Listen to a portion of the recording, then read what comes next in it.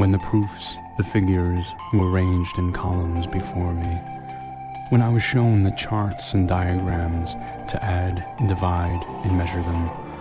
when I sitting heard the astronomer, where he lectured with much applause in the lecture room,